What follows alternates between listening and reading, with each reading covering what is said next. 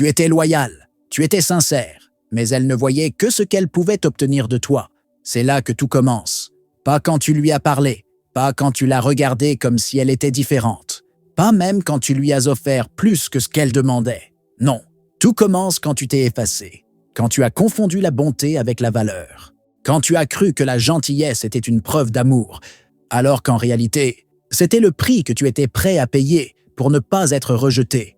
Et elle l'a senti. Elle n'a peut-être rien dit. Elle n'a peut-être pas fui tout de suite. Mais elle l'a senti. Cette peur de mal faire. Ce besoin d'être validé. Cette absence de verticalité dans ton regard. Ce petit tremblement dans ta voix quand tu voulais poser une limite. Mais que tu t'es retenu. Tu voulais être aimé. Mais tu es devenu prévisible. Et un homme prévisible, pour elle, ce n'est pas rassurant. C'est désactivant. Tu croyais que ta gentillesse serait remarquée. Elle l'a vue comme une stratégie. Inconsciemment, elle s'est dit « S'il me donne autant, c'est qu'il attend quelque chose en retour. » Et c'est là que tu perds. Pas parce que tu es un homme bon, mais parce que tu vibres comme un homme qui demande, qui espère, qui s'adapte pour survivre émotionnellement. Tu as offert ton cœur à une femme qui cherchait d'abord ta colonne vertébrale. Et c'est là que le piège se referme. Tu ne comprends plus. Tu penses que les femmes n'aiment pas les hommes bien. Tu te dis « Je fais tout ce qu'il faut. » Et pourtant, elle me ghost. Elle s'éloigne. Elle répond froidement. Elle me remplace par un mec qui ne fait même pas un dixième de ce que je fais. Mais tu ne vois pas ce qui se joue derrière. Ce n'est pas ce que tu fais qui la repousse.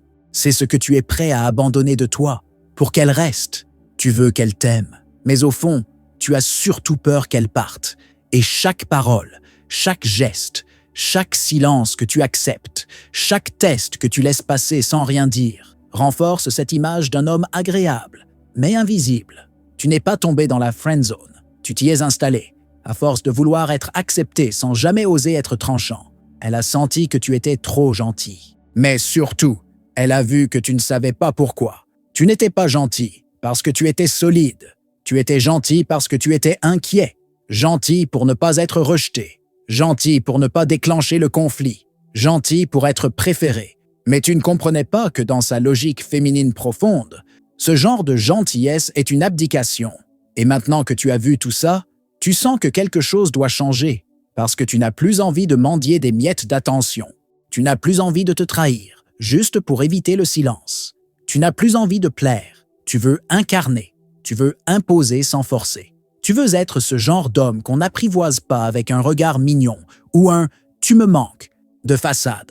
Tu veux qu'elle ressente ce que toi tu t'es interdit de ressentir. La force tranquille de quelqu'un qui n'a plus besoin d'être choisi pour se sentir entier. Et c'est là que commence ton véritable changement. Pas en devenant froid, pas en jouant au dur, mais en arrêtant d'être ce gentil garçon qui espère au lieu d'être ce pilier qui inspire. Maintenant que tu vois le piège, tu peux en sortir. Tu peux enfin redevenir celui que tu étais, avant de croire que l'amour se mérite en s'oubliant. 1. La douleur de la gentillesse. Quand ton cœur cède à l'impudence, tu croyais que ta bonté serait ton plus grand atout. Tu pensais que parce que tu ne jouais pas, parce que tu étais sincère, parce que tu étais stable, elle te verrait enfin comme un homme différent, mieux, plus vrai. Mais tu ne savais pas encore qu'il y a une forme de gentillesse qui repousse au lieu d'attirer.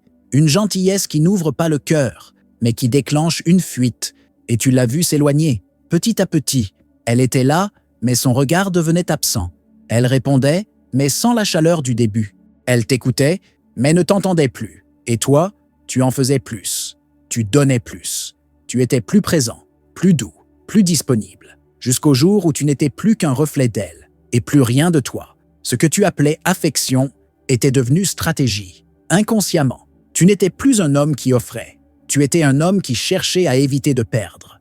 Et elle, sans le dire, l'a senti. Parce que les femmes ressentent ce que toi-même tu ne veux pas voir.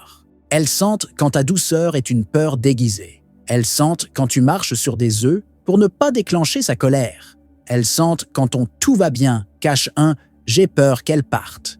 Et cette peur détruit ton magnétisme. Joe Dispenza l'a dit, « Tu ne vis pas ce que tu veux, tu vis ce que tu crois mériter. » Et tant que tu crois que tu dois être lisse pour mériter l'amour, tu attires le désintérêt, parce que tu vibres comme un homme qui n'ose pas exister pleinement.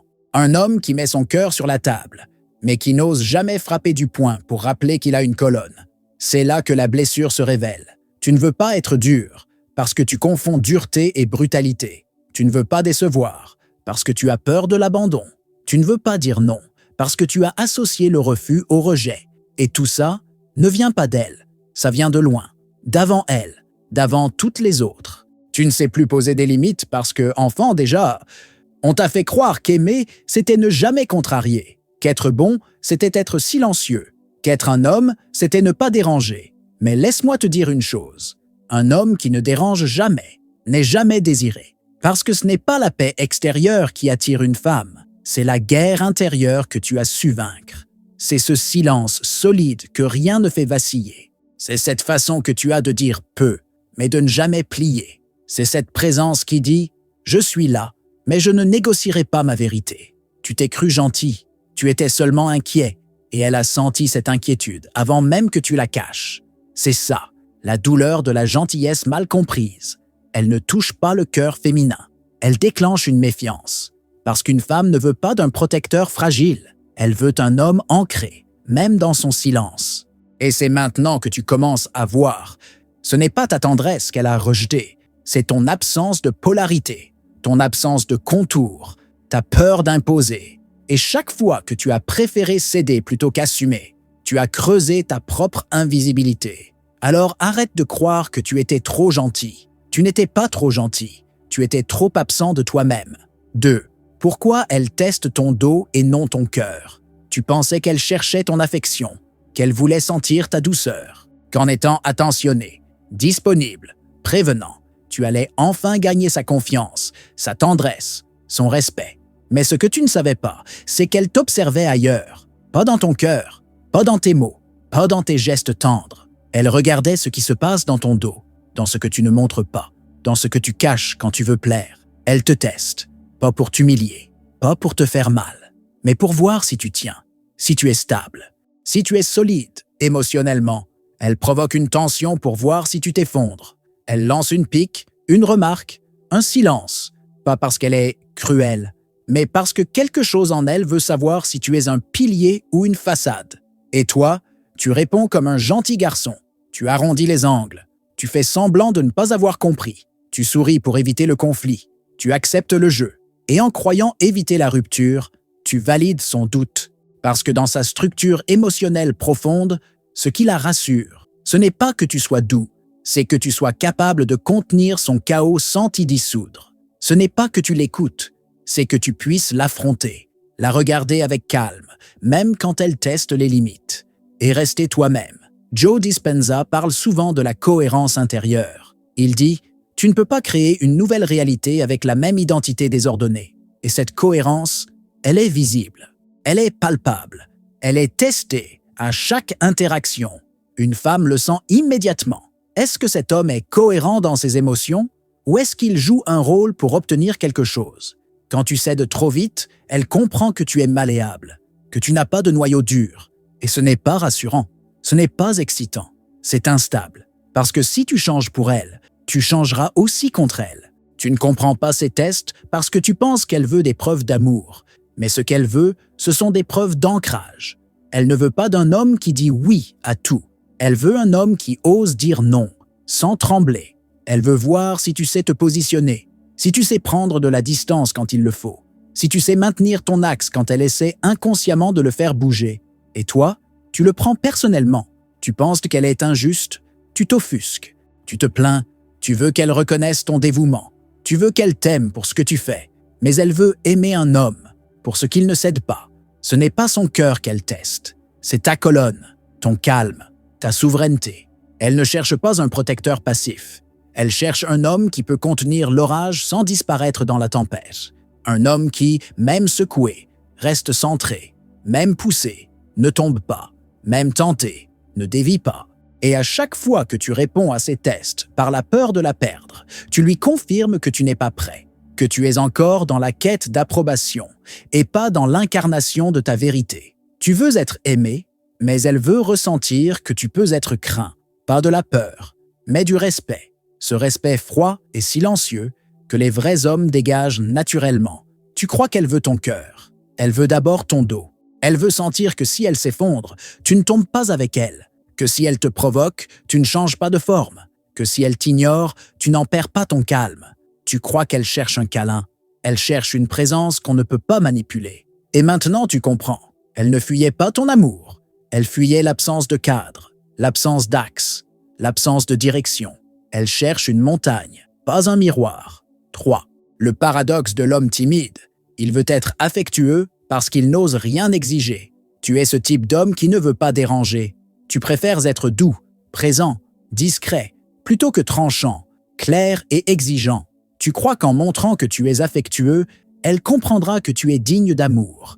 Mais tu n'as pas compris que dans la nature du désir féminin, ce n'est pas l'affection qui attire, c'est le contraste, la tension, la présence d'un homme qui pourrait tout donner, mais qui ne donne jamais sans discernement.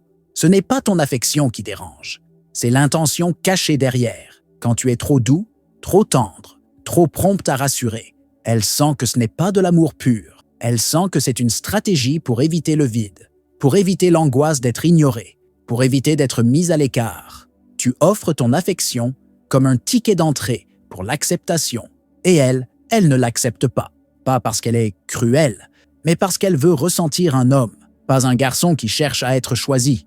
Joe Dispenza l'a dit, si tu réagis à partir de la peur, tu recrées le passé. Et chaque fois que tu avances vers elle avec cette peur de ne pas plaire, tu ne construis rien de nouveau.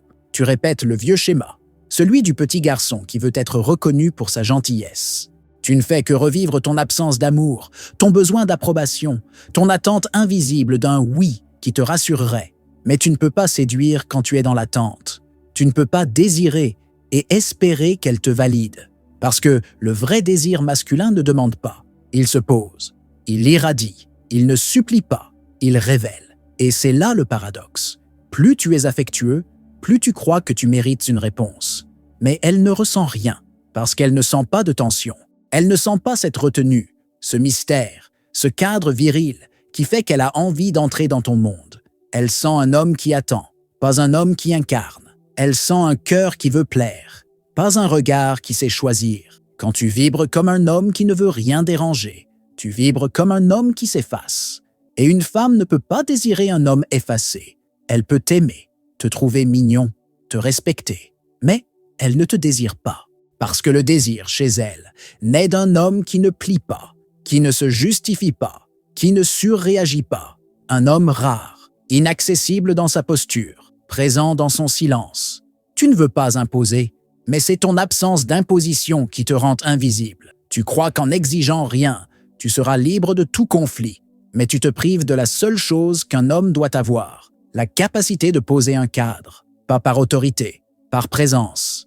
Quand elle voit que tu ne réclames pas, que tu ne contrôles pas, mais que tu ne fléchis jamais sur ta valeur, c'est là qu'elle commence à se demander qui tu es vraiment. Et c'est là que naît le désir. Le désir naît quand elle sent que tu peux partir, que tu n'as pas besoin d'elle, que tu es complet, même dans le vide, que tu n'as pas besoin d'être accepté pour être entier. Elle veut un homme qui peut lui dire non avec le même calme que celui qui dit « je t'aime ». Un homme qui ne fait pas de son affection un argument, mais une offrande rare, sélective, précise. Quand tu n'as plus peur de perdre, elle commence à vouloir te gagner. 4.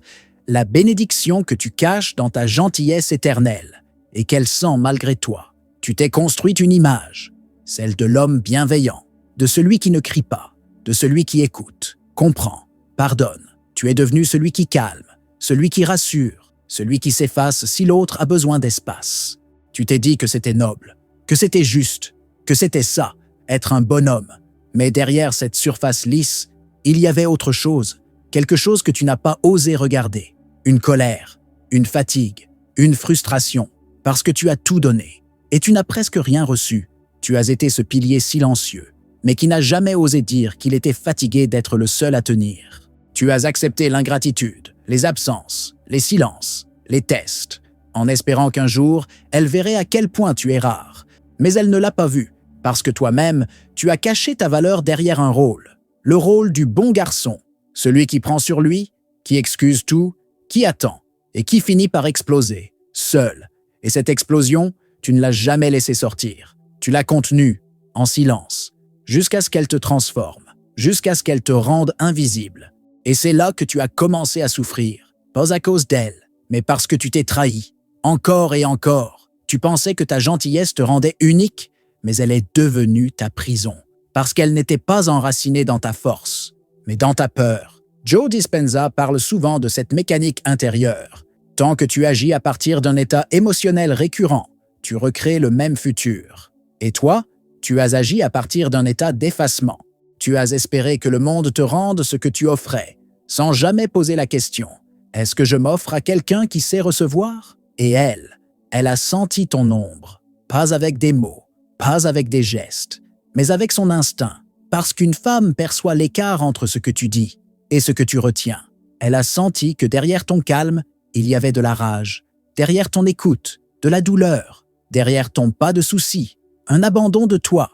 Et ce qu'elle a rejeté, ce n'est pas toi, c'est le mensonge énergétique que tu incarnais. Cette dichotomie entre ton sourire et ton silence intérieur. Parce que ta vraie bénédiction, ce n'est pas ta gentillesse, c'est ta capacité à rester entier dans ta vérité, à dire non, à dire stop, à poser un cadre, à t'imposer, sans violence, sans drame, juste avec cette force tranquille qui dit « Je suis ici, je t'aime peut-être, mais je ne me renierai plus. » Elle ne s'est pas éloignée parce que tu étais trop bon.